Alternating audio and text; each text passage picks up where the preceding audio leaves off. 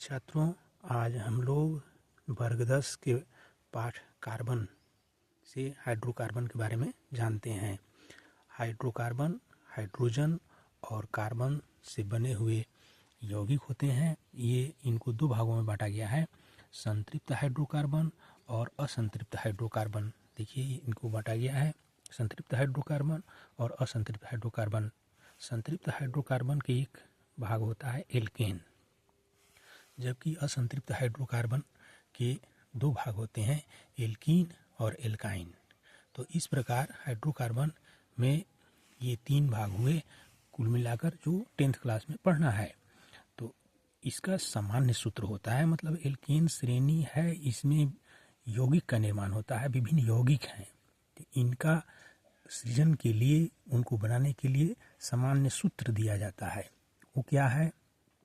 Alkene श्रेणी के लिए सामान्य सूत्र है CnH2n+2 और एल्कीन के लिए है, आप लोग जानते होंगे, इसका सूत्र है CnH2n और एल्काइन का सूत्र है CnH2n-2। तो अब इसके आगे इसमें और क्या होता है कि CnH2n+2 एल्केन श्रेणी के जो भी यौगिक होते हैं, इनके कार्बन कार्बन परमाणुओं के बीच में जो बॉन्ड का निर्माण होगा वो सिंगल बॉन्ड होगा। और एल्कीन श्रेणी के जो यौगिक होंगे, इनका संरचना सूत्र जब हम बनाएंगे तो इनमें कार्बन और कार्बन परमाणु के बीच में कम से कम एक जगह डबल बॉन्ड होगा और एल्काइन श्रेणी के यौगिकों के कार्बन और कार्बन परमाणु के बीच में कम से कम एक जगह ट्रिपल बॉन्ड होता है। ये सामान्य सूत्र में जो n है, ये n कार्बन परमाणुओं की संख्या है। n बराबर कार्बन परमाणुओं की संख्या ये होता है, मतलब कि n के जगह पर हम कार्बन परमाणुओं की संख्या को रखते हैं।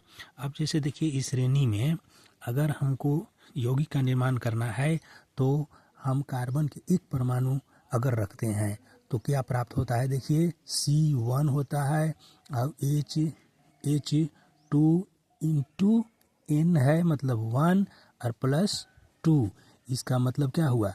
इसका मतलब हुआ कि C अकेला रहेगा तो C केवल लिखेंगे, और H यहाँ 2n है तो 2 गुना 1 करेंगे तो 2 होगा, और +2 तो 2 और 2 4। इस प्रकार CH4 प्राप्त होता है।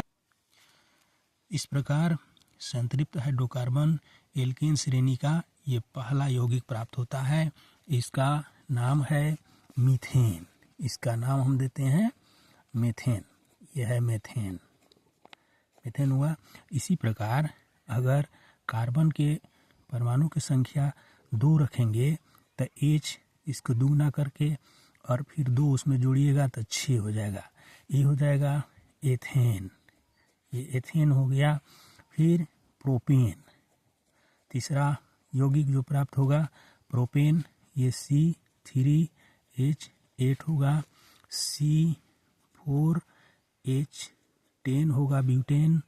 इसके बाद C5 रखिएगा, कार्बन परमाणु की संख्या 5 रखते हैं तो H के परमाणु 12 हो जाएगा, 5 दूना 10 और 2 और जुड़ जाएगा 12। ये पेंटेन हो गया। C6H14, ये 14 हो गया। तो ये हो गया हेक्सेन। C7 रखिएगा तो H16। इस प्रकार से ये यौगिक आगे की ओर प्राप्त होते जाते हैं। तो ये इसका नाम ब्यूटेन, पेंटेन, इसके बाद हेक्सेन, हेप्टेन, ऑक्टेन, नोनेन, डेकेन, इसको आप बनाएंगे विद्यार्थी। अब है, चलिए एल्कीन श्रेणी के हम प्रथम यौगिक को देखते हैं।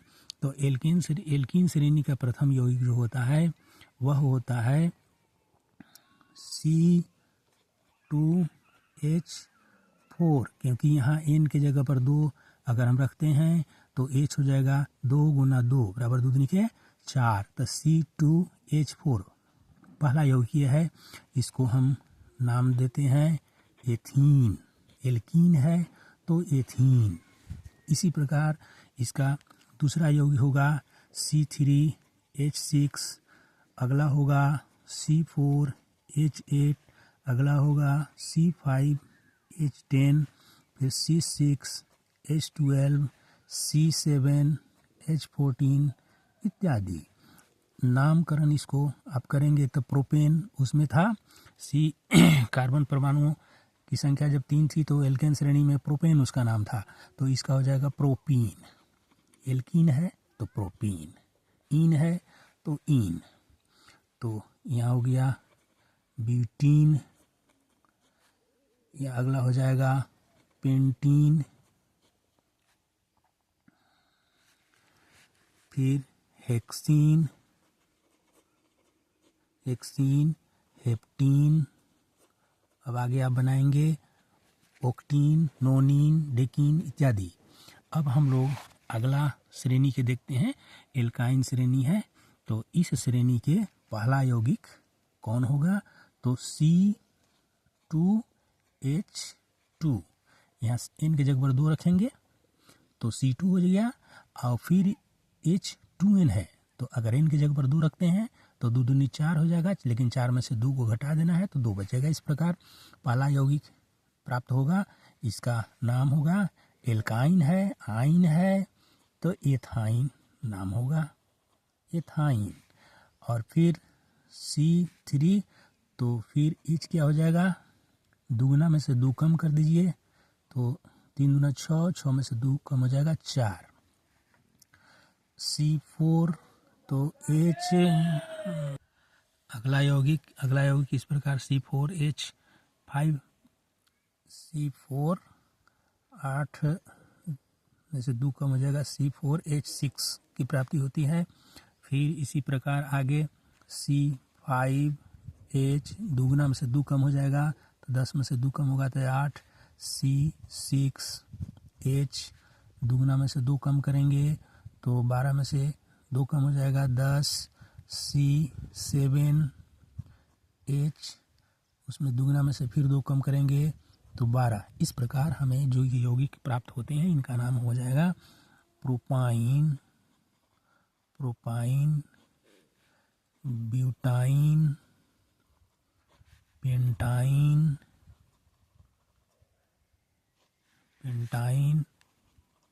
हेक्साइन, हेप्टाइन इत्यादि। इस प्रकार और आगे आप यौगिक को बना सकते हैं। इस प्रकार ये हाइड्रोकार्बन के जो भाग हुए, संतृप्त हाइड्रोकार्बन, असंतृप्त हाइड्रोकार्बन, उनके जो श्रेणी हुए, एल्केन श्रेणी हुआ, इसके बाद एल्कीन हुआ, एल्काइन हुआ, इनके ये कुछ यौगिक हैं। अब इन यौगिकों का संरचना सूत्र होगा। तो संरचना सूत्र बनाने के लिए हम आगे की ओर फिर बढ़ते हैं, देखते हैं कि इनका संरचना सूत्र कैसे बनाया। पहले हम एक एक यौगिक का संरचना सूत्र हम लोग यहाँ देख लेते हैं कैसे बनता है, फिर आगे प्रयास किया जाएगा। जैसे इसमें से हम कोई एक लेते हैं, जैसे मान लीजिए कि ब्यूटेन आप ले लेते हैं। ब्यूटेन तो C4H10 का संरचना सूत्र क्या होगा, तो इस प्रकार होगा। देखिए पहले क्या करना है कि इसमें कार्बन ये बॉन्ड है, सिंगल बॉन्ड पहले दिखाएंगे, और सिंगल बॉन्ड ही रहेगा एल्केन श्रेणी में।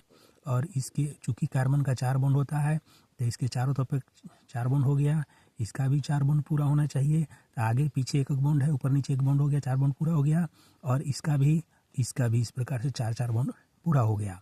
तो ये इनके चारों तरफ हम हाइड्रोजन परमाणु जो है इनको हम रख देते हैं H,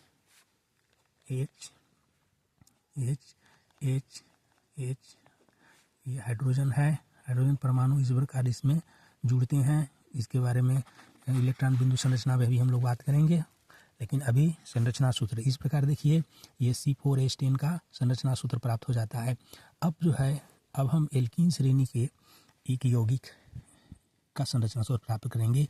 जैसे मान लीजिए कि प्रोपीन है, तो प्रोपीन C3H6 का संरचना सूत्र, इसको हम कैसे बनाते हैं। देखिए, ये संरचना सूत्र बनाने में हम देखिए यहाँ पर एल्कीन श्रेणी में जो कार्बन कार्बन परमाणु के बीच में बताया गया है छात्रों की एक जगह डबल बॉन्ड होगा, कम से कम एक जगह डबल बॉन्ड होगा। तो यहाँ पर हम 3 कार्बन परमाणु देखते हैं, तो इसका हम एक ये खुली श्रृंखला ऐसे बना लेते हैं और कहीं एक जगह, इसमें कहीं एक जगह डबल बॉन्ड दे देंगे। मान लीजिए हम डबल बॉन्ड यहाँ पर देते हैं, ठीक है। तो यहाँ पर तो देखिए, इस कोई भी कार्बन परमाणु के 4 बॉन्ड होता है, तो इस कार्बन परमाणु का 4 बॉन्ड कैसे पूरा हुआ, एक पीछे है, एक आगे है, 2 हो गया, एक ऊपर दीजिए 3 हुआ, एक नीचे दीजिए 4 हुआ।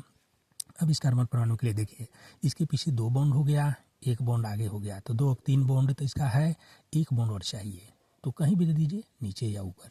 फिर पिछला वाला कार्बन के यहाँ पर देखिए, यहाँ पर आगे 2 बॉन्ड है, 2 बॉन्ड और इसको चाहिए, तब 4 होगा। इस प्रकार ये 4 बॉन्ड इसका हो जाता है और इस सब बॉन्ड पर हम हाइड्रोजन परमाणु को रखेंगे और गिनेंगे कि क्या सूत्र के अनुसार हमारे हाइड्रोजन परमाणु आ गए संख्या में या क्या। तो 3 4 5 6 हाइड्रोजन परमाणु हो गया और 3 कार्बन, तो डबल बॉन्ड एक जगह दीजिएगा तो इनका संरचना सूत्र बन जाता है।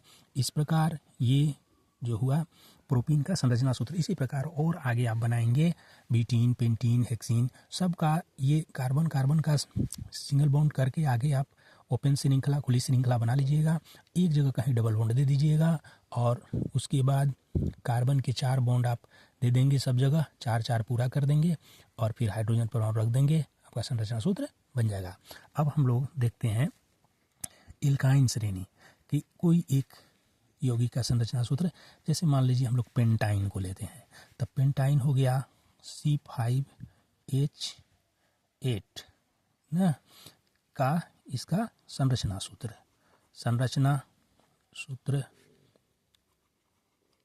कैसे हम बनाएंगे। देखिए, पहले कार्बन का 5 कार्बन परमाणु का खुली श्रृंखला हम बना लेते हैं इस प्रकार।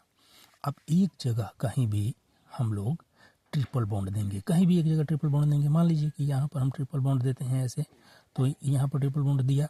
अब इसमें कार्बन परमाणु का 4 बॉन्ड पूरा करेंगे ऐसे ऊपर नीचे दे करके। इस कार्बन परमाणु का आगे पीछे 2 बॉन्ड है, 2 बॉन्ड खाली है, तो 2 बॉन्ड हम बनाएंगे।